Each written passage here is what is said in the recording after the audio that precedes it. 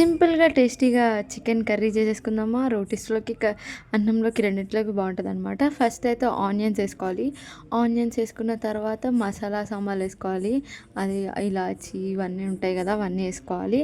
దాని తర్వాత వెల్లుల్లి ఇంకా ఎండుమిర్చి ఏసుకోవాలి. దాని తర్వాత ఏమో టమాటా గూడా ఏసుకోవాలనమాట. బాగా ఫ్రై చేసిన తర్వాత ఇలా అయిన తర్వాత తీసి మిక్సీ చేసేసుకోవాలనమాట. ఫైన్ పేస్ట్ చేసేసుకొని పక్కన పెట్టేసుకోండి. తర్వాత ప్యాన్‌లో కొంచెం ఆయిల్ ఏసుకొని చికెన్ ఏసుకోవాలి. మ్యారినేటెడ్ చికెన్, ఉప్పు, కారం, ఇంకా అల్లం వెల్లుల్లి పేస్ట్ కలిపి మ్యారినేట్ చేసి పెట్టుకున్నాము. అదేసేసుకొని బాగా ఫ్రై చేయాలనమాట దాన్ని.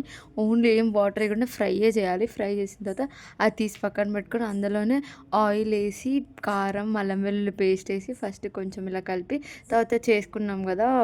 ఆనియన్ పేస్ట్ అది గూడా ఏసేసుకోవాలనమాట. తర్వాత దాంతో వచ్చిన వాటర్ గూడా ఏసేసుకొని దాంట్లో ఉప్పు, కారం ఏమైనా అడ్జస్ట్ అవ్వకపోతే అవి గూడా చూసేసేసుకొని ఇంకా చికెన్ ఏసేసుకొని కొంచెం బాయిల్ చేసుకోవాలనమాట.